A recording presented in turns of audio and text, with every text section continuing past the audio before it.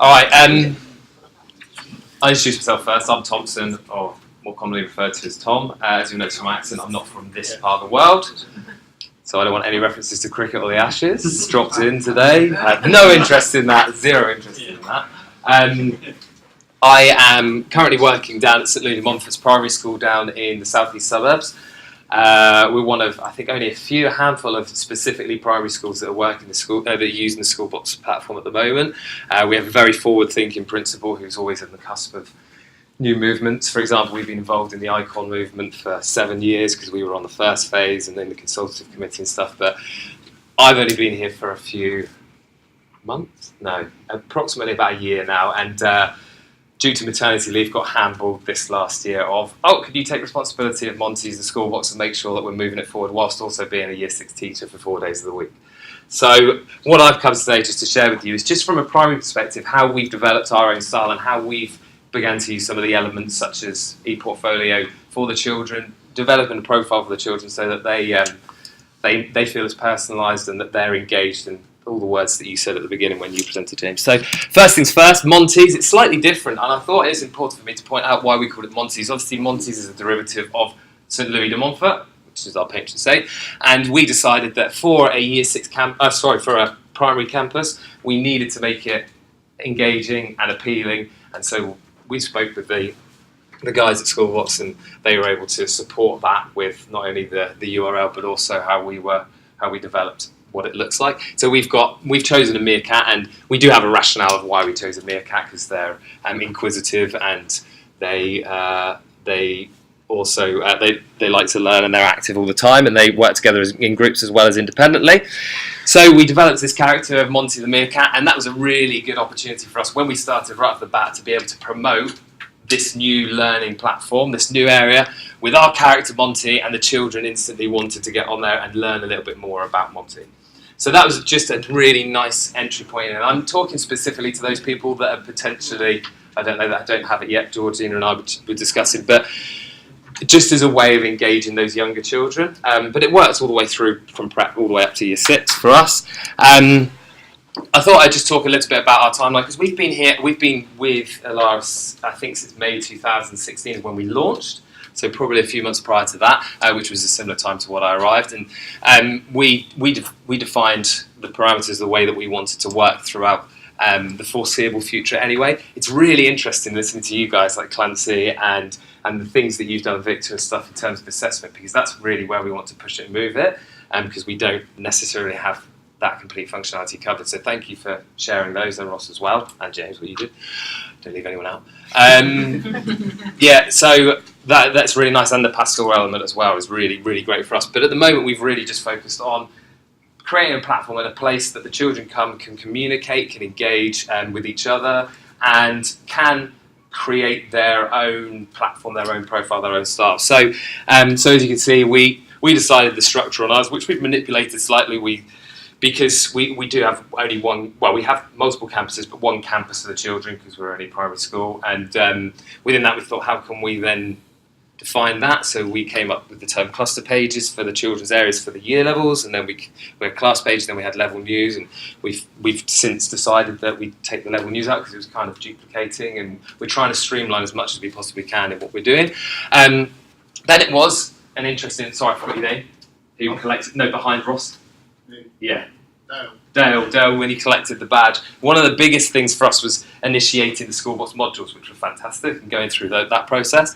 That really supports us. But we've also found since then that a lot of it is to do with the application and the staff and getting engagement of the staff as much as it has been for the pupils. We've continued to set the expectations, and we use it within our annual action plan at the moment. So our annual action plan at the moment is Course Builder, and it will now become Pastoral Care and the continuous assessment that you guys were talking about, how best to use that. So, so cluster pages. We have ventured into assessment through our homework and using those policies, those course builders. So our structure, as I said, class pages and cluster pages, we wanted to just make it easily navigatable for the children. So I'm just going to pop out just quickly and show you what ours looks like in terms of an interface for. So we have on our homepage. So we have our cluster pages are defined by these buttons here. for all the way throughout. Meerkats. I know. Do you know what? There was only ever one meerkat, and then Tom, our principal, came all over the holidays because he doesn't have any hobbies. If you ever meet him, don't tell him I said that. He came on and he created all these things and all these photographs and went through the evolution. So now it's just awash with meerkats. So you can blame him for that.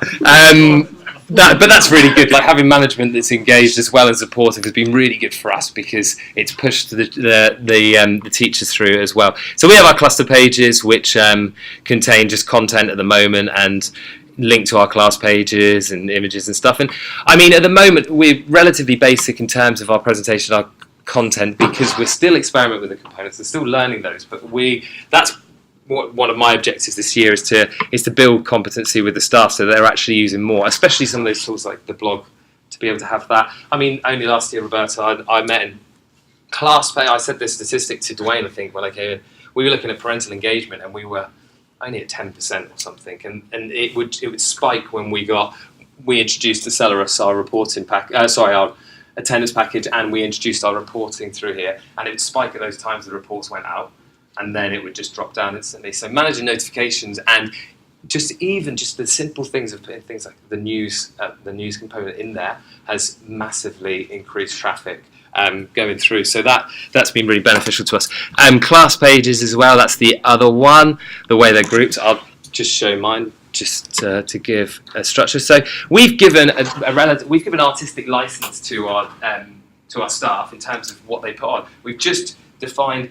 These are the parameters, this is the definite content we want, this is the definitive content we want you to have, but go nuts with it, go wild. And it's interesting to see the different things like creation of GIFs and stuff like that. Matt's not here, but I know he loves GIFs.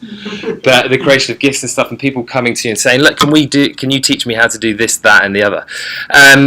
The other aspect that we've come into is, and I'm just going to jump in as another child, and this is one of our exit students, is the use of, I don't know, is it disabled? Yeah. All right, I'll jump into our ePortfolio. Yeah, I was going to go to impersonate, but that's okay.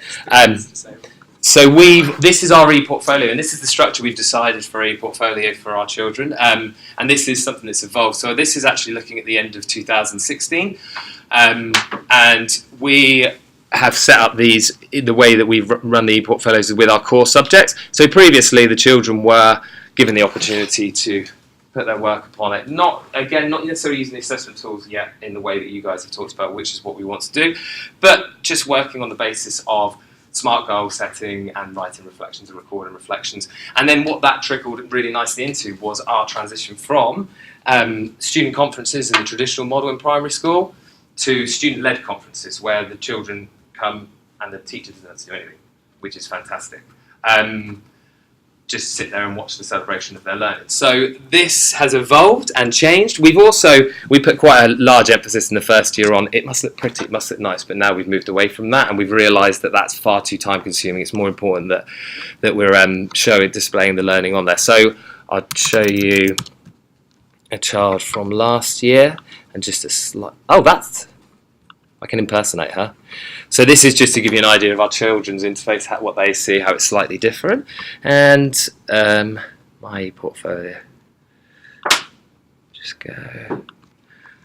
And so you'll see slightly differently with English. We've defined it using smart goals and learning goals and reflections, and we've just used pictures and stuff just to start building content. One of the things that we're coming up against this year challenge is when we've got a child that's been on it for 7 years, and they've got content on an ePortfolio, how are we best going to organise that? So that's something that we've got to overcome as well, because we don't want to end up with 7 multiples of those tabs within their ePortfolio, if you see what I mean. So that's, like I told you, be quick. How quick was that? That's pretty much what I just wanted to display, just show you. Yeah, I mean, these are just things that we wanted to consider when we think about student experience for primary children. And also, we're in a circumstance where only our 4 to 6s have digital devices, have bring your own devices every single day. So we have to balance it with the written work that they're doing as well. And talked about ePortfolio. What's next for us? That I've tried, but I need to figure it out a little bit more. Again, it's about time. It's about giving that time allowance over. And again, for our children, the components, the portfolios, and the assessment really is what we're thinking about moving forward. And I think that's it. And that's where we're moving from. So that notifications and group pages is coming, which has been a really good addition for us. Course content, course builders, developing that a little bit more so it supports our curriculum. And then just everything in Monte's. That's what we want. So we don't want to have to use anything other than Monte's because we love it. Thank you very much. Oh, any questions? I'm not sure we have any questions for that. Can I just ask? Yes, you can. I wasn't anticipating this. Essentially primary work. So I get it. Did the student portfolios do they actually take photos of them and link up the documents themselves? Yeah, so we used it because we were a gay school prior to it as well. We used a lot of we're still using those, so we're linking out to Drive for different resources and stuff. But it was even and like Clancy was saying earlier about creating a profile of a child, or I think you said like you can go and you can see a child's history. And for us in primary school, apart from the pastoral element, was more about how do we get the teachers to be able to learn, what that student really is like, not necessarily just as a learner, but as a person. So things like the All About Me page is a place where they've created a video that tells you about who they are. And that's something that we regularly update and stuff. So that is built in. So that's just built in using the video component. But yeah, we link out a lot of it. It's the student doing it, not the classroom. Student do it. So we actually do it from 3 to 6, so our 3 is input, but the expectation and the format that we've laid out is for 4 to 6s at the moment. But as we increase the amount of digital devices, hopefully we'll get more and more on it.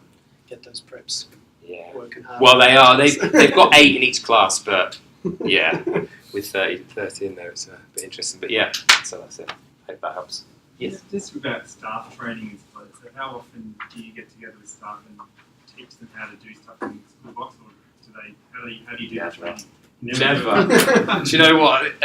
Again, talking about this, what goes in this room stays in this room. But talking about my lead or my principal, he's so forward thinking. He's got 4 years of the staff meetings planned ahead in advance. So to try and find a slot, but again, by showing what the capabilities are, by empowering the children to do things as well, which is a big thing, especially as a Year 6 teacher, you can get them going on and doing things, and often it's much better than I can do it, much more efficient.